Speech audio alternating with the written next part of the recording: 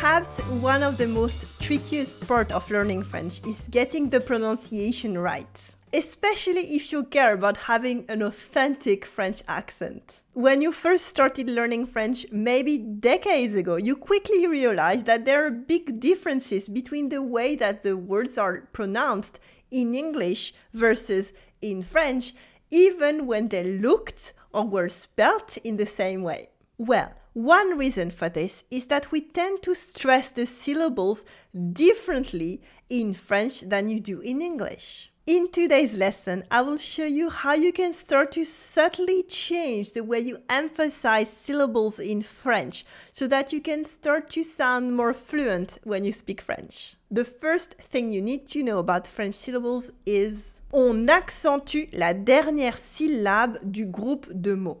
We emphasize the last syllable of a group of words. On accentue la dernière syllabe d'un groupe de mots. For instance, listen to these French words and try to hear the stressed syllables. Une baguette, une baguette, une baguette, a baguette, easy. It is a two-syllable word. We have ba and get. If I had stressed the first syllable, it would sound like une baguette, une baguette. That's not how French pronunciation works. Instead, it is une baguette, une baguette. The second syllable is a tiny bit longer than the first one. Une baguette, une baguette. Repeat after me, une baguette, une baguette. Good. And it works with longer words as well, such as le chocolat, chocolate with a silent T at the end. Can you hear it? It's not le chocolat, it's not le chocolat, it is le chocolat, le chocolat. Repeat after me, le chocolat, le chocolat, le chocolat.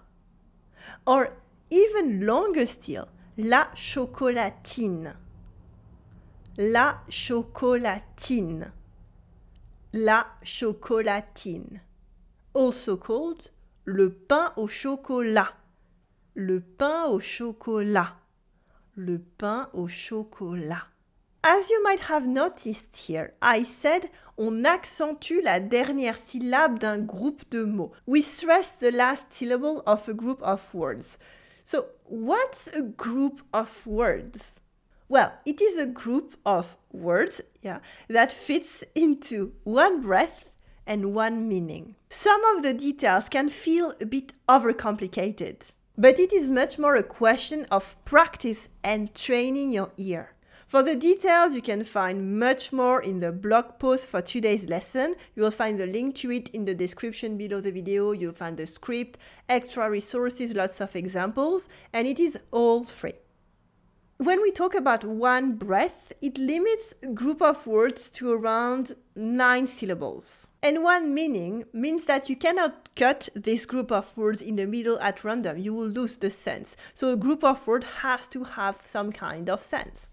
For instance, une baguette de pain. Une baguette de pain, a bread baguette, or simply a baguette. Une baguette de pain is a group of words, so we'll pronounce it with only a stress on the last syllable. Une baguette de pain, as if it was a single word. It would be hard to cut une baguette de pain in the middle anyway, with a second stress, since it's so short, like une baguette de pain. It sounds so robotic and strange, une baguette de pain. That's way too much. But outside of that, you can choose where to cut. For instance, if we take a sentence, it will be more than 9 syllables and you will have to cut at some points. So for example, il nous reste une baguette de pain et 2 pains au chocolat. We have 1 baguette and 2 pains au chocolat left. Il nous reste une baguette de pain, I emphasize and cut, et 2 pains au chocolat. Et 2 pains au chocolat. I have to admit that doing this exercise artificially is a bit difficult because it's so natural that doing it to explain is even a bit more exercise for my brain than just saying the sentence usually is. You could cut that sentence differently. You could cut it in 3, for example.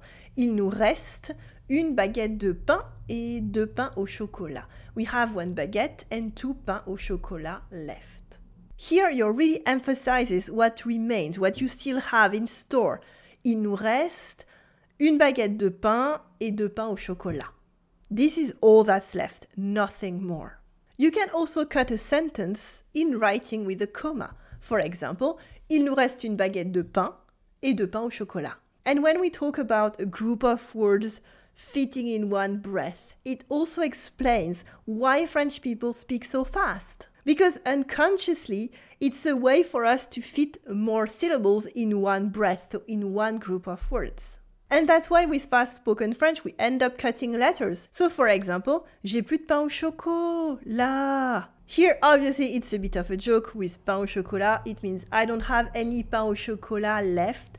Come on. I wanted to show you the example with a filler word. Là can mean over there or right now, but this last example is more of a filler word to express frustration.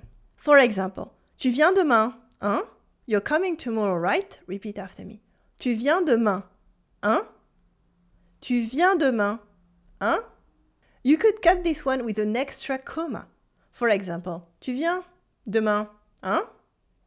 Are you coming tomorrow, right? Repeat after me. Tu viens demain, hein? This last example is a question that stresses the uncertainty of the person coming. And really, you can stress any word on its own. This is really useful when you want to emphasize an intent or your meaning. Like, non, c'est pas une ficelle, c'est une baguette de pain. No, it's not a ficelle kind of bread, it is a baguette bread.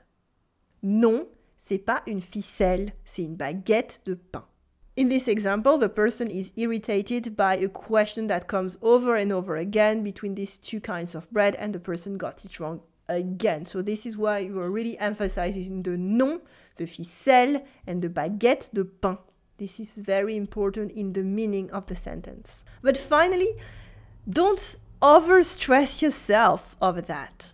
Really, as you're going to listen to more and more French TV shows and movies and learning to how French people speak, you will tend to imitate the way they speak, and it will come naturally. It helps to know the rules so that you can know what to concentrate on. But for 99% of you, it's not a big deal.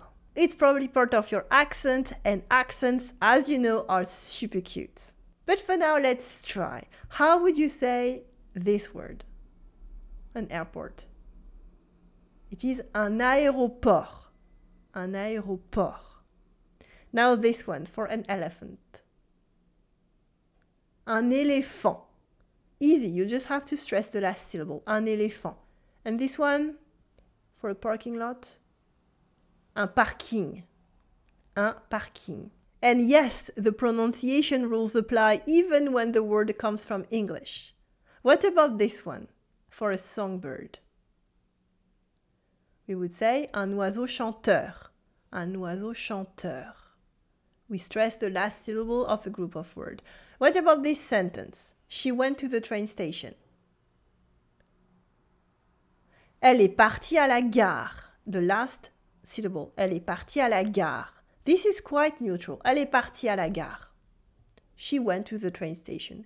If you want to emphasize slightly that she left, we can say elle est partie à la gare. Elle est partie à la gare. This emphasizes that the way that she left, partie, and à la gare to the train station. Or if you prefer, elle est partie à la gare. Elle est partie à la gare. She was the one to go. It's really emphasized on her. Elle est partie à la gare. And in any case, we would never say elle est partie. Elle est partie. Because the last syllable is always the only one available for emphasis.